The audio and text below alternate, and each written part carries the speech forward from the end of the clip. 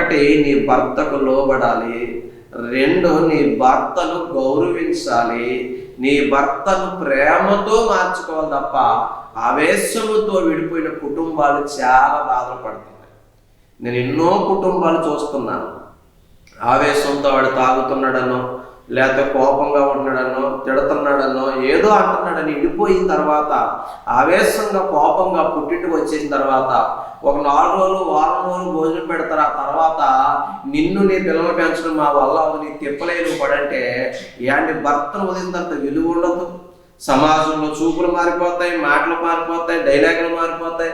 ఇప్పుడు మళ్ళీ ఈ బిడ్డను బతికించుకోవాలి, తన్ను పోషించుకోవాలి, మరలా పౌరుషంగా వచ్చేసి మరి వెనక్కి వెళ్ళలేక మరలా ఏవేవో పనులు వెతుక్కోవడం కోసం తిరుగుతూ కొంతమంది అయితే తప్పు మార్గాల్లో వెళ్ళిపోతూ, కొంతమంది అయితే ఎన్నో తిప్పలు పడి అప్పులు చేసుకుని ఒంటి మీద ఇంట్లో అమ్ముకొని బతుకుతుంది. భార్య భర్తలు అనేవారు విడిపోవడానికి కాదు, కలిసి ఉండాలి. నీ కుటుంబం స్వర్గంగా ఉండాలి. సామెతల గ్రంథంలో దేవుడు ఎంత బాగా చెప్పారు తెలుసా? జ్ఞానవంతురాలు తన ఇల్లును కట్టుకుంటారు. తన ఇల్లును కట్టుకోవడం అంటే సిమెంటు ఇసుక తెచ్చి కట్టుకోవడం కాదు. కుటుంబం అనే ఇంటిని భర్తని ఎలా చూడాలో, భర్తను ఎలా ప్రేమించాలో, భర్తతో ఎలా ప్రవర్తించాలో, బిడ్డల్ని ఎలా చూసుకోవాలో, తాను ఎలా ఉండాలో, ఎలా భక్తి చేయాలో, ఎలా ప్రార్థన చేసుకోవాలో, కుటుంబంతో ఎలా సన్నిధికి వెళ్ళాలో అన్ని ప్లాన్ చేసుకుని ప్రభు మీద ఆధారపడి చక్కగా కట్టుకునే స్త్రీలు ఈ లోకంలో ఉన్నారు. ఆవేశంతో కోపంతో ఓపిక లేక కాపురాలు పాడు చేసుకున్నటువంటి ఇళ్ళల్లో ఉన్నారు. నేనైతే ప్రేమించి చెబుతున్నా, ఒక దైవజనుడుగా, ఒక బ్రదర్గా, ఒక వెల్విషర్గా మీకు చెప్తున్నాను. ఎన్నో కుటుంబాలు చూసి వేరైపోతే విలువ ఉండదు. మీ ఇద్దరు వేరైపోతే పిల్లలు మానసిక పరిస్థితి పాడైపోతారు. ఆ పిల్లలు రేపు పొద్దున్న తండ్రికి విలువెవరో, ఆ తల్లికి విలువెవరో. ఆ పిల్లలు ఆకతాయిలుగా పెరుగుతారు, గాలికి పెరుగుతారు సరే అలా పెరుగుతారు. అటువంటి పిల్లల్ని సమాజంలో కూడా నీచంగా చూసి, తక్కువగా చూసి తృణీకరించి మాట్లాడతారు. జాగ్రత్త. కాబట్టి భార్య భర్తలు అనేవారు ఎప్పుడు ఎలా ఉండాలంటే కలిసి ఉండాలి, ఐక్యతగా ఉండాలి, ప్రేమగా ఉండాలి. భార్య భర్తకు లోబడి ఉండాలి, భర్త భార్యను ప్రేమించేవాడిగా ఉండాలి.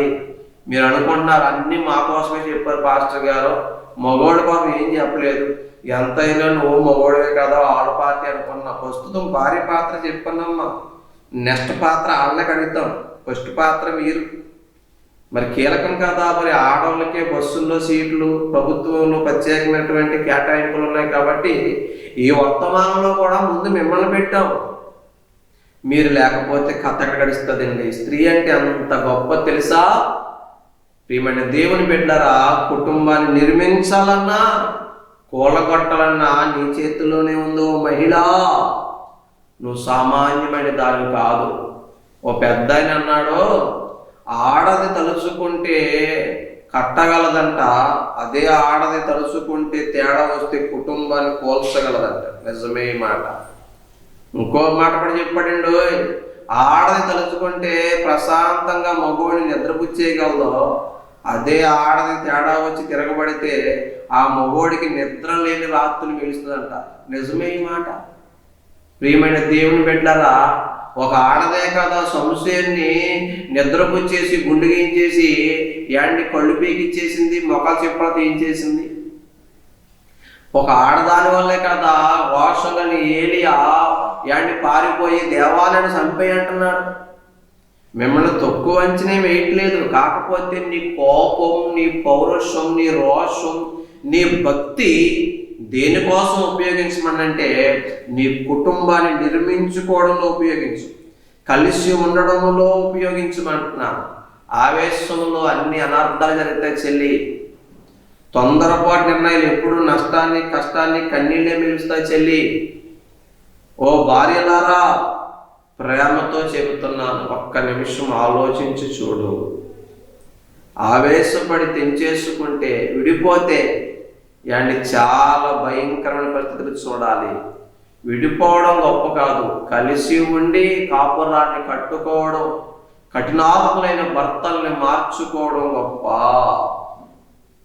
అంతేకాదు బిడ్డారా, భార్యలు అనేవారు ఎలా ఉండాలంటే కుటుంబంలో చాలా ఒబ్బిడిగా ఉండాలి, పొదుపు కలిగిన స్త్రీలుగా ఉండాలి, దుబారా చేసేవారుగా ఉండకూడదు. కొంతమంది స్త్రీలు చక్కగా భర్త తెచ్చిన కొంచెం జీతాన్ని కూడా చక్కగా పొదుపు చేసుకుని ఇంట్లో మెయింటెనెన్స్కి ఎంత వాడాలో కేటాయించుకుంటారు, పిల్లల చదువులకి కేటాయించుకుంటారు, కొన్ని వేస్ట్ ఖర్చులు, వ్యర్థమైన ఖర్చులు తగ్గించుకుని ఉన్న దాంట్లో కూడా కాపురాన్ని, సంసారాన్ని, కుటుంబాన్ని అందముగా ఒక స్వర్గధామంగా మలుచుకుని ఉత్తమ ఇల్లాలు ఉన్నారు. కొంతమంది స్త్రీలు ఉంటారండి, రాబడి ఆదాయం లెక్కలు ఏమి వేసుకోకుండా ఆదాయానికి మించిన దుబారా అప్పులు. ఈ మధ్యన ఈ ఫోన్లో అమెజాన్, చెప్పాలి మీరే బాగా తెలుసు మహిళలు, ఫ్లిప్కార్టు, మీషో, ఇంకా ఏవో ఉన్నాయి. ఇంకా షాప్కి వెళ్ళవలసిన పని లేదు. జాగ్రత్తగా కుర్చీలోనో సోఫాలోనో మంచం మీద పడుకుని జాగ్రత్తగా చూస్తాం. ఈ మహిళలు కూడా కొంతమంది తెలివైన వాళ్ళండి, వీళ్ళకి ఏం కావాలో అన్నీ పక్కనెడతారు. పక్కనెట్టి పురుషుడు మూడు చూసి, భర్త గారు మూడు చూసి, వీడు ఎప్పుడు సంతోషంగా ఉన్నాడు, ఎప్పుడు ఉల్లాసంగా ఉన్నాడు, ఎప్పుడు మేట నొక్కితే నువ్వు కొడుకో అంటాడు, టైం చూసుకుని కొడతా ఉంటారు, తెగ కొనేస్తూ ఉంటారు. కొంతమంది అయితే తను భర్తని అడిగాడు అడుగుతాడు, ఇది ఎప్పుడు కొన్నావు, మన ఇంట్లో ఎప్పుడు లేదు, నేను కొనలేదు మార్కెట్లోను, ఈ చీర ఎప్పుడు కొనుక్కున్నా, నేను కొనలేదు అంటుంటాడు. ఇంకేదో పరమేహం ఏం లేదా, మొత్తం అంతా మేడక దగ్గర ఫోన్పే నెంబర్ అంతా మేడ దగ్గర ఉంది. ఆయన మొత్తం రక్తం అంతా నీరైపోయి చెమట అయిపోయి కట్టబడుతున్నాయి, ఇవి మాత్రం ఆర్డర్ ఇచ్చేద్ది. కొంతమంది దుబారా అండి, బీరువా నిండా చీరలే, అలమార నిండా చీరలే. కొన్ని ఇంట్లోకి వెళ్తేనండి ఆ ఇల్లు అనుకుంటే తెలుసా, అది బట్టల షాప్లాగా ఉంటాయి, కాకపోతే ఒప్పుడుగా ఉండవు. ఎప్పుడైనా ఒక ఇంటికి వెళ్ళామనుకోండి, పాస్టర్ ఇప్పుడు వచ్చారా, ఒక్క నిమిషం ఆగండి పాస్టర్ గారు, అంటే అంత సిరాసిరగ్గా ఉంది ఇల్లు. ఇప్పుడు చదువుకోవాలి అయింది. ఆ పాస్టర్ బయటెట్టి ఆ సోఫాలో ఆ కుర్చీలో ఆ తలుపుల మీద అవి ఏలాడుతున్నాయని కట్టకట్టి మంచగా తోసేసి వెల్కమ్ సార్ రెండయ్య గారు అంటారు. కొంతమందికి ఒప్పుడు ఉండదు, సంసారం ఒప్పుడు ఉండదు, పొదుపు ఉండదు, దుబారా వేచి ఉంటారు. నా మాటలు మీకు కొంచెం ఎక్కడో ఏదో మూల తగులుతున్నట్టుంది, కొంచెం కోపంగా పెట్టినట్టున్నారు. కోప్పడక తల్లే, కోప్పడితే నీకే నష్టం, నాకేమి నష్టం లేదు. సంసారాన్ని పొదుపుగా ఉంచుకోవాలి. మనిషికి ఎన్ని చీరలు, ఎన్ని డ్రెస్సులు కావాలి చెప్పండి, నీకు ఎన్ని ఉన్నాయి? ఓ 10 సరిపోతాయి మనిషికి, ఓ 7, 8, 10 సరిపోతాయి. అసలు యేసుప్రభు అయితే ఏమలేదు సార్, 2 దుస్తులు ఉంటే వాటి ఇచ్చేయండి నేనుడికి అన్నాడు. మీకు ఎన్ని ఉన్నాయి? మీరు ఎన్ని ఇచ్చారు, ఎన్ని దానం చేశారు? కొత్త చీర పైకి రాగానే కింద పంచిపెట్టేయాలి, పంచిపెడుతున్నావా? బీరువా నిండా మీ బట్టలే, అలమార నిండా మీ బట్టలే. ఆ మొగోడి 2 జతలో ఓ జత దాతావు, ఎందుకని పుట్టింటికి వెళ్ళినప్పుడు, ఫంక్షన్కి వెళ్ళినప్పుడు నీ పక్కన గౌరవంగా ఉండాలని, నీ తగ్గట్టు ఉండాలని ఓ 2 దాతాం. మిగతా నా గోడకి ఎలాడుతూ ఉంటాయి యాంగర్లకి, గుడ్డ మొక్కలు తెక్కనేస్తారండి, వేస్ట్ ఖర్చుది. కొంతమంది ఇంకా డబ్బులు చేతిలో ఉన్నాయంటే, లేదా అప్పు చేసైనా జీవరాశులు తిండి మడిపోరు, పాకేవి, దేకేవి, ఎగిరేవి తెగనేస్తారు.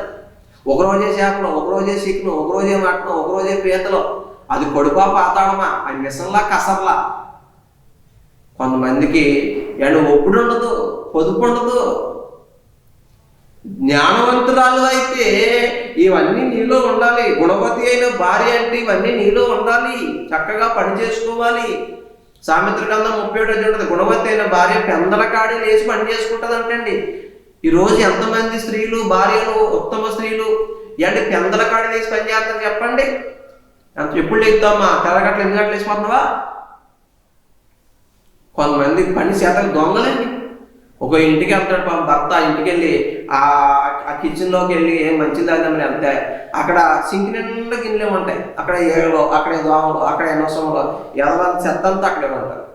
ఏంటిది క్లీన్ చేయకుండా ఎలా చేసావు, ఎప్పుడెప్పుడు కడుక్కోవాలి కదా అని కోపపడడం కూడా భర్త ఈవిడికి వచ్చేది రుస్సు వచ్చేది కోపం. కొనుక్కు రావట్లేదు కదా, కడుక్కుంటాం, ఎప్పుడు కడుక్కుంటాం, ఎప్పుడు నేనే కడుక్కోడు కదా, ఎవరితో వచ్చి కడుగుతుందా అంటుంది. మళ్ళీ ఎవరితో వచ్చి కడిగేలా ఉంటే నిన్ను పెళ్లి చేసుకుంటాం ఎందుకు? లాజిక్ను మాట్లాడుకోను. ఏంటి ఉత్తమ ఇళ్లలో గుణవతి అయిన భార్య ఏంటి ఎప్పటికప్పుడు శుభ్రం చేసుకోవాలి, వచ్చిన ఆదాయంలో పొదుపుగా ఉండాలి, దేనికి ఎంత కేటాయించుకో అంత కేటాయించుకోవాలి. కొంతమంది చూస్తే అన్ని అప్పులే, సామియానకాడ అప్పులే, కిరాణా షాపులు అప్పులే, చివరికి దారంటే వెళ్తారు క్లిప్పులు అమ్ముకునేవాళ్ళు, చిన్న చిన్న రెబ్బలు అమ్ముకునేవాళ్ళు, వాళ్ళకి కూడా అప్పే. ఎప్పుడు పైకి వస్తుందమ్మా ఈ కుటుంబమా?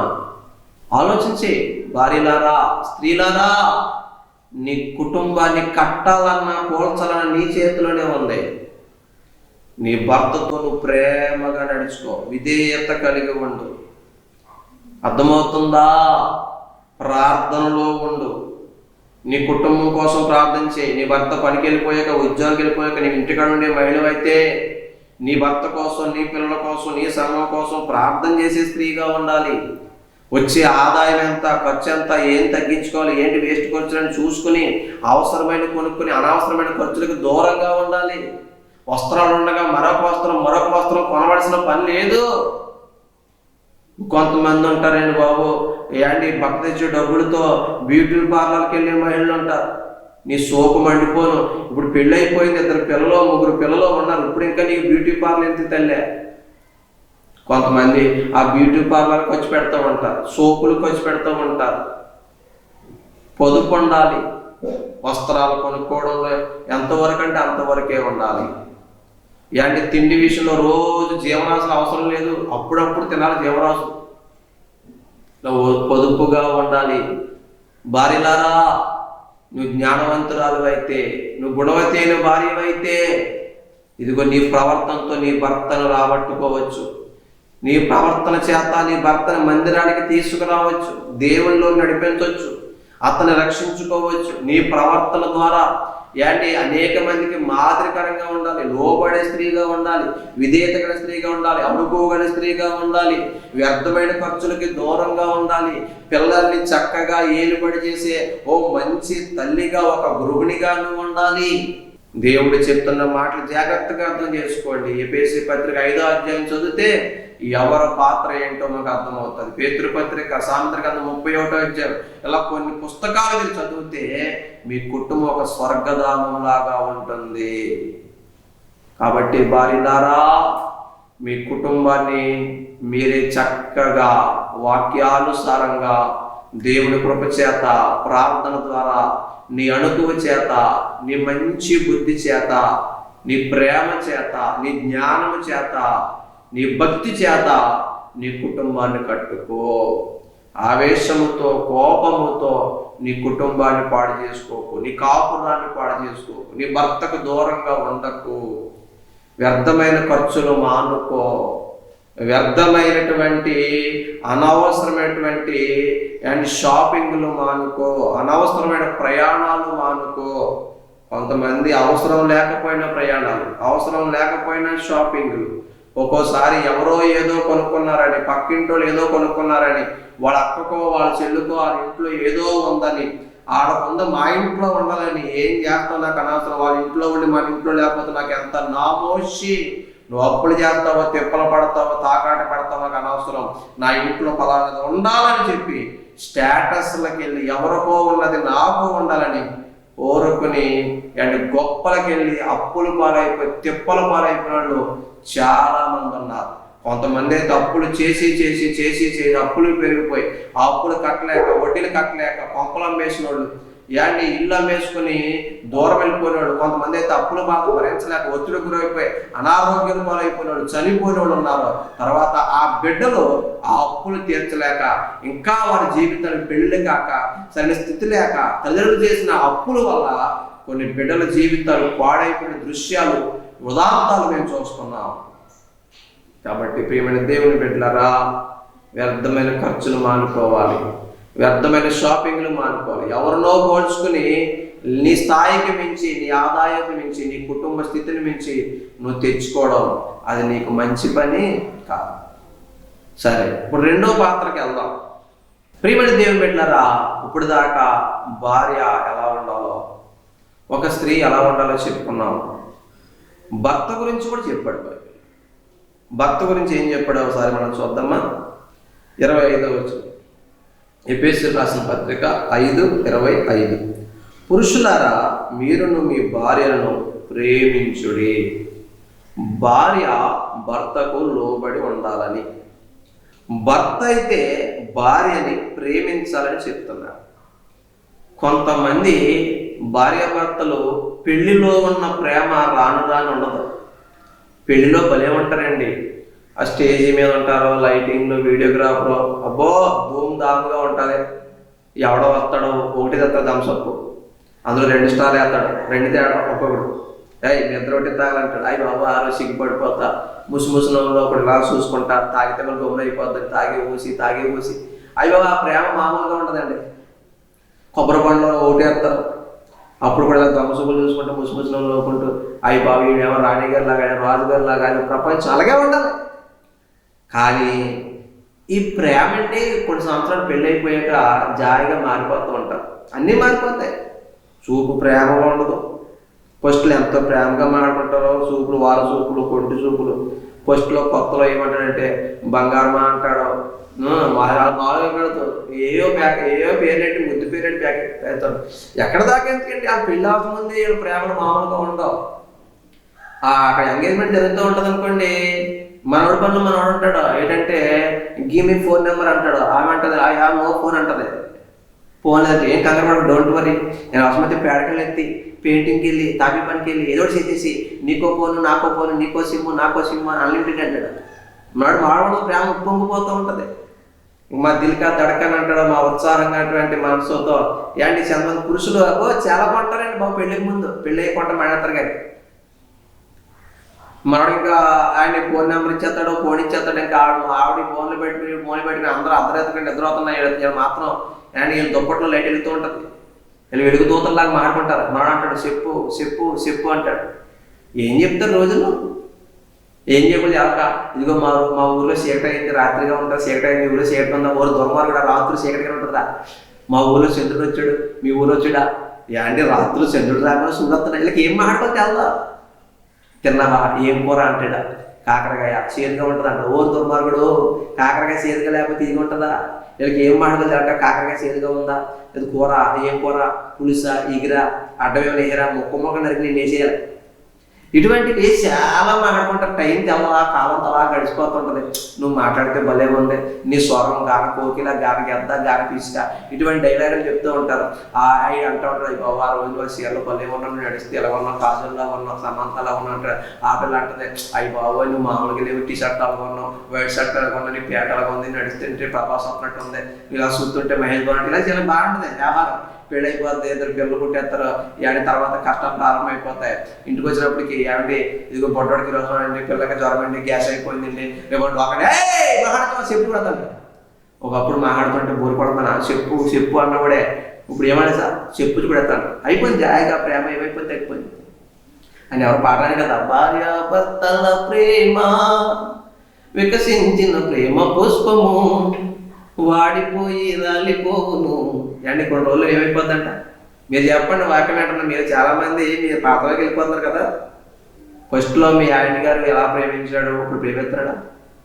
అప్పుడు అలా నువ్వు అడగకుండానే ఏడు వస్తా ఏదో నాకు కలకంగా స్వీట్ ఇష్టమండి, ఏ 2 స్వీట్లు తినంటే స్వీట్ బాక్స్ తెచ్చేవాడు.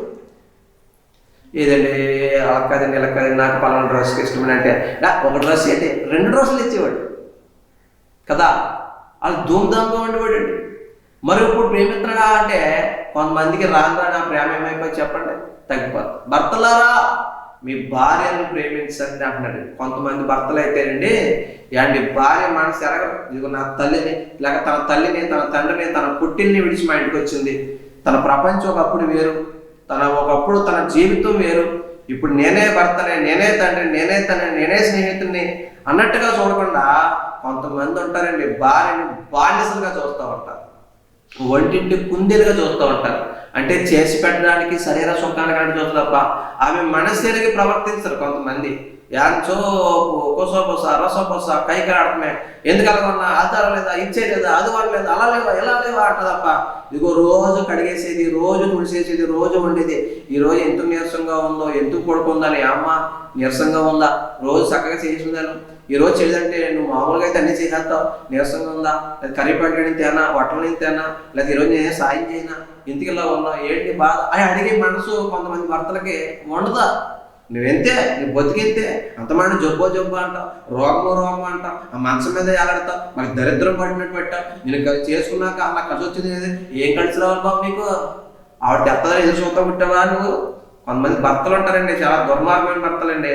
ఏంటి భార్య దగ్గర కట్నం ఏంటి, ఏంటి కొంతమంది గొర్రెని మేకం ఉన్నట్టు భార్యలు భర్తలు కొనుక్కుంటారండి, అమ్ముడైపోతాడు. కొంతమంది తల్లిదండ్రులు అమ్మేస్తారండి కొడుకుల్ని, వేల పడెట్టేస్తారు. మరి మా వాడు ఉద్యోగం చేస్తున్నాడో, లేకపోతే మా వాడు కాంట్రాక్టరో, మా వాడేమో మరి ఎంత చదువుకున్నాడో, లేకపోతే మా వాడేమో ఎంత వర్కరో, ఇలాగ ఉంటుంది, మాకు 5 లక్షలు కావాలి, 10 లక్షలు కావాలి, 10 లక్షలు కావాలి, మాకు ఎంత పొలం కాబట్టి ఎంత ఇవ్వాలి. సిగ్గు లేదా నీకు? కట్నం తీసుకుంటావా?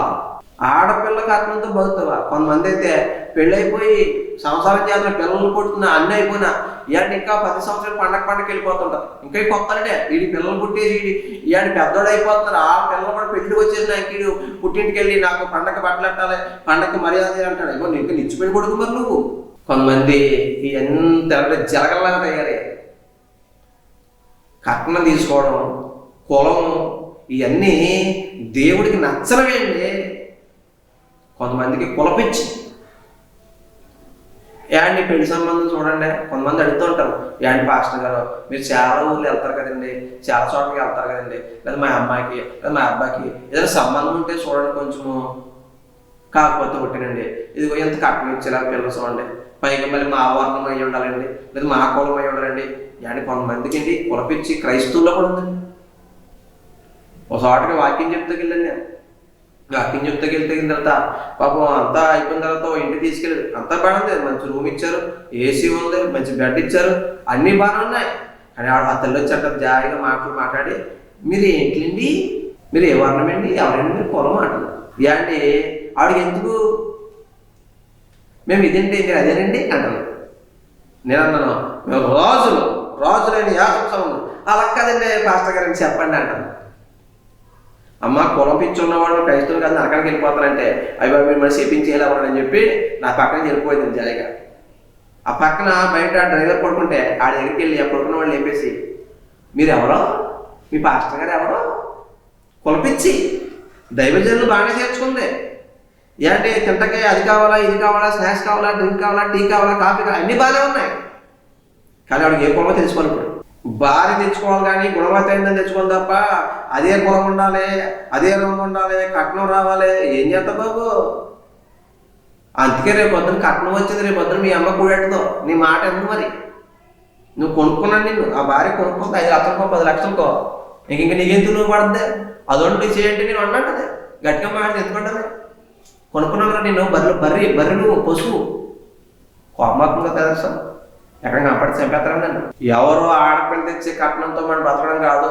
మీకు మాట చెప్తాను బాగా గుర్తుపెట్టుకోండి, బండ గుర్తుపెట్టుకోండి. దేవుడు దీవించాలా, దరిద్రం పోవాలా. దేవుడు దీవించాలండి. ఆళ్ళ ఏళ్ళు ఎవరు పెట్టి మనకి దేవుడు ఇవ్వాలి, మనమే పెట్టేలా ఉండాలి. అవసరమైతే ఇదిగో చిన్నప్పుడు లేకపోతే ఇదిగో పెళ్ళి కొత్త మనం తీసుకున్నారు కదా, అప్పుడు పండుగ వచ్చిందా పెద్దలు అయిపోయారు, ముసలు అయిపోయారు, ఆడికి మనం వెళ్తాం కదా, ఆడనే తీసుకురా, ఆడికి అన్నం పెడతాం పండుగ క్రిస్మస్కి ఈస్టర్కి, లేదా ఆడికే బట్టలు పెడతాం, మనం పెట్టేలా ఉంటాం తప్ప ఇంకా నువ్వు పిల్లలు పుట్టేసినా నిచ్చి పెళ్ళికొడుకులాగా కొత్త పెళ్ళికొడుకులాగా వెళ్ళిపోయి తినేపే నీకు తిండి మండిపోను. ఇంకెంతకాలం పీకి తింటా ముసలోని. ప్రియమైన దేవుడు భర్త అనేవాడు ఏంటి చాలా మంది చేస్తారంటే నువ్వేం తెచ్చావు, మీ బావ అంత ఇస్తాడు, ఇంకా 5 ఏళ్ళు ఇవ్వలేదు, ఇంకా 10 ఏళ్ళు ఇవ్వలేదు, అది పెట్టలేదు అంటారు. పెడతారు చూస్తా ఉండు. ఆయన పెట్టకపోతే ఈ భార్య ఏం చేసింది, ఈ భార్యని బాధ పెడుతున్నావు ఎందుకు నువ్వు. కొంతమంది గొడవస్తే భార్య భర్త గొడవస్తే వాళ్ళ బాబు దగ్గరికి వెళ్ళిపోతారు. నిన్ను కాదు అనవలసింది, నీ బాబుని అనాలి. మిమ్మల్ని మీకు మాట చెప్పిన భర్తలారా, భార్యని ఏమన్నా పడుతుంది కానీ వాళ్ళ బాబుని ఏమంటే కోపం వచ్చేస్తే ఆ సూర్యవంశులు అది మరి కాబట్టి గొడవ వస్తే మీరు చూసుకొని తొలిపేసి కొట్టేసుకుని తప్ప అంటే ఆళ్ళ బాబు దగ్గరికి ఆళ్ళమ్మ దగ్గరికి వెళ్ళకపోతే తేడా వచ్చేది. అప్పుడు దాకా మౌనం కూడా పులైపోద్ది, పిల్లి పులైపోద్ది. కాబట్టి జాగ్రత్తగా ఉండాలి భర్తలారా. నోరంత కాదని బలమంత కాదు ఎర్రైపోకు. ఆవిడ తేడా వస్తే నిద్ర లేకుండా చేయాలి నీకు. భర్తలారా మీ భార్యను ప్రేమించండి. ఎప్పుడన్నా మాట్లాడవా నీ భార్యతో ప్రేమగా ఒకసారి అలా మాట్లాడుకుంటూ కొత్తలో పెళ్ళినట్టు ఎంగేజ్మెంట్లో పెళ్ళి అయినప్పుడు మాట్లాడినప్పుడు 12, 1 గంట 2 అయిపోయినట్టు ఇప్పుడు పిల్లలు పుట్టక ఎప్పుడన్నా అయిందా నీకు? మాడగా ఓరు బాబాయ్, అది కాదు. చక్కగా మాట్లాడుకోవాలి, చక్కగా కలిసి ప్రార్థన చేసుకోవాలి, చక్కగా కలిసి సంఘానికి వెళ్ళాలి. నీ భార్యను నిష్ఠూరు పెట్టడం గొప్ప విషయం కాదు, నీ భార్యను బాధేయడం గొప్ప విషయం కాదు, నీ భార్యను ఏడిపించడం గొప్ప విషయం కాదు. తన తల్లిదండ్రులని తన పుట్టింటిని విడిచి నీతో వచ్చేసింది కాబట్టి, నీతో ఉంటుంది కాబట్టి, ఇదిగో నీకు నీ పిల్లలకి నీ కుటుంబానికి అన్ని చేసి పెడుతుంది కాబట్టి ఆవిడ చక్కగా ప్రేమించాలి, ఆమెను గౌరవంగా చూడాలి, మర్యాదగా చూడాలి. అందరి ముందు ఆమె మాటను కొట్టేయడం, అందరి ముందు ఆమెను తృణీకరిస్తే చాలా బాధపడిపోతుంది. ప్రేమగా మాట్లాడుతున్నావా? నీ భార్యను ఎప్పుడైనా కూర్చుని ఏంటమ్మా నీకు అది ఏం కావాలి, నీ ఇష్టాలు ఏంటి, నీకు ఇష్టమైన రంగు ఏంటి, నీకు ఇష్టమైన ఆహారం ఏంటి, ఎప్పుడన్నా ఇప్పుడు కొంతమంది భార్య భర్తకి ఏమి ఇష్టమో భార్యకి తెలియదు, భార్యకి ఏమి ఇష్టమో భర్తకే తెలియదు. ఇది ప్రేమ, ఇది కాపురం. ఏమండి, భార్య భర్త సంసారం అంటే కుటుంబం అంటే ఒక చిన్న స్వర్గంలాగా ఉండాలి. ఏమండి, బయట తిరగకూడదు, ఇంటికి వెళ్ళిపోవాలనిపించాలి భర్తకి. భార్య కూడా ఎప్పుడు నా భర్త వస్తున్నట్టుగా ఉండాలి తప్ప అయ్యి బాబువాడు వచ్చేస్తున్నాడా అన్నట్టు ఉండకూడదు. కొంతమంది కుటుంబాల్లో ఏమండి మనవాడు వచ్చే టైం అయినప్పటికీ పిల్లల కంగారు ఏదో మొత్తం ఏదో మంచిగా పడుకోబడిపోతాం, లేదా పక్కన దగ్గర పడుకోవడం, పిల్లల దగ్గర పడుకోవడం అలా ఉంటారు కొంతమంది. ఎందుకంటే వచ్చిన తర్వాత రచ్చే మనవాడు భార్యకి నార్మల్ చూపిస్తూ ఉంటాడు. ఏమంటే భార్యను ఏడిపించడం గొప్ప కాదు, ఆమెను బాధ వేయడం మగతనం కాదు, ఆమె కంట కన్నీరు పెట్టకుండా ఉండడం అది మగసిరితనం, అది మగతనం, అది గొప్ప. భర్తలారా మీ భార్యను ప్రేమించండి. ఉంటాయి కాపురం అన్నాక కొన్ని చిరుకు పడుకు గొడవలు ఉంటాయి, సామరస్యంగా పరిష్కరించుకోవాలి తప్ప నువ్వు బాధేసి ఆమె విడిపోయి బిడ్డను దిక్కులు చేయడం గొప్ప విషయం కాదు. ఎప్పుడైనా నీ భార్య పాప కూర్చొని ప్రేమగా మాట్లాడావా? ప్రేమగా ఒకరి విషయాలు పంచుకున్నారా? ఎప్పుడు రొసగొసలేనా, ఎప్పుడు ఆవేశమేనా, ఎప్పుడు కోపమేనా, తిట్టుకోవడమేనా? అలా కాదు. తల్లిని విడిచి, తండ్రిని విడిచి, తోబుట్టుని విడిచి, కన్న ఊరిని విడిచి ఈరోజు నీ దగ్గరికి వచ్చేసింది. అప్పుడు నువ్వు ఆమెకి ఆ ప్రపంచం మరిచిపోయేంత ప్రేమ నీ దగ్గర నీ భార్యకు దొరకాలి. పుట్టింటికి వెళ్తామంటే అబ్బాయి వెళ్ళనట్టుగా నీ ఇల్లు స్వర్గంగా ఉండాలి. ప్రియమైన దేవుని బిడ్డలారా, కొంతమంది భర్తలు భార్యని హింసిస్తున్నారు. వాళ్ళకు ఒక మనసు ఉంటుంది, నా భర్త చక్కగా ఇంటికి రావాలి, చక్కగా మాతో పిల్లలతో ఉండాలి, చక్కగా కుటుంబం అంతా కలిసి ఉండాలని కోరుకుంటారు. ఒక్కో భర్త అండి ఆ ఫ్రెండ్స్తో తాగేసి, ఆ ఫ్రెండ్స్తో తిరిగేసి, ఆ కైనీళ్ళు వేసి, ఆ గంజాయి తాగేసేసి ఇష్టానుసారంగా ఎక్కడ పడిపోయి ఎక్కడ కూర్చొని ఆ మురికి కొట్టులతో పిచ్చోళ్ళ పడుతూ ఉంటాడు. ఆ భార్యకి ఎలా ఉంటుందండి?